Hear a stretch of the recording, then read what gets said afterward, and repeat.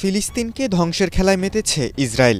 এবার সেই খেলায় ইসরায়েলের সঙ্গী হতে চলেছে জনপ্রিয় ফুটবল তারকা লিওনেল মেসির দেশ আর্জেন্টিনা।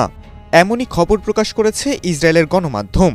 ফিলিস্তিনের স্বাধীনতাকামী সংগঠন হামাসকে সন্ত্রাসী সংগঠন হিসেবে তালিকাভুক্ত করেছে আর্জেন্টিনা। শুধু তাই নয়, ফিলিস্তিনি গোষ্ঠীর আর্থিক সম্পদ জব্দ করারও নির্দেশ দিয়েছেন দেশটির রাষ্ট্রপতি জাভিয়ের মিলেই। যুক্তরাষ্ট্র এবং ইসরায়েলের সঙ্গে বন্ধুত্ব দৃঢ় করা এবং ফিলিস্তিনকে ধ্বংসের সমর্থনে এ ধরনের সিদ্ধান্ত নেওয়া হয়েছে।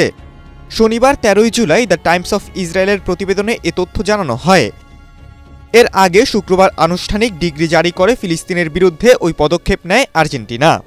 আর্জেন্টাইন প্রেসিডেন্টের দপ্তর থেকে দেওয়া বিবৃতিতে বলা হয়, গত বছরের 7 অক্টোবর ইসরায়েলে হামাসের হামলা মেনে নেওয়া যায় না। ওই হামলা ছিল মানবাধিকারের বিরুদ্ধে সরাসরি অপরাধ। হামাস সেই নারকীয় হামলা চালিয়ে 1200 ইসরায়েলিকে হত্যা এবং 251-র বেশি মানুষকে জিম্মি করে নিয়ে যায়। তাদের এখনও মুক্তি না দিয়ে নির্যাতন করছে।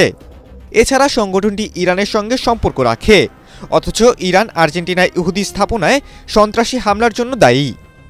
এ বছরের ফেব্রুয়ারিতে প্রথম ইসরায়েল সফর করেন আর্জেন্টাইন প্রেসিডেন্ট জাভিয়ার মিলেই।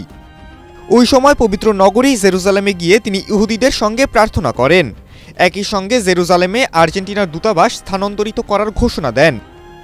আর্জেন্টাইন প্রেসিডেন্ট মিলেই রোমান ক্যাথলিক ধর্মবিশ্বাস নিয়ে বড় হয়েছেন, কিন্তু তিনি জানিয়েছেন ইহুদি ধর্মের প্রতি তার টান রয়েছে।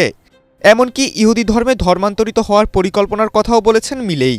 প্রেসিডেন্ট নির্বাচিত হওয়ার পর এই বছরের শুরুর দিকে প্রথম রাষ্ট্রীয় সফরে জাভিয়ের জেরুজালেমে যান। এটি ছিল ইসরায়েলি সরকারের প্রতি তার সমর্থন প্রদর্শন এবং বন্ধুত্ব দৃঢ় করার সফর। তখনই তিনি নেতানিয়াহুর প্রশংসায় পঞ্চমুখ হন এবং হামাসের প্রতি ক্রোধ প্রকাশ করেন।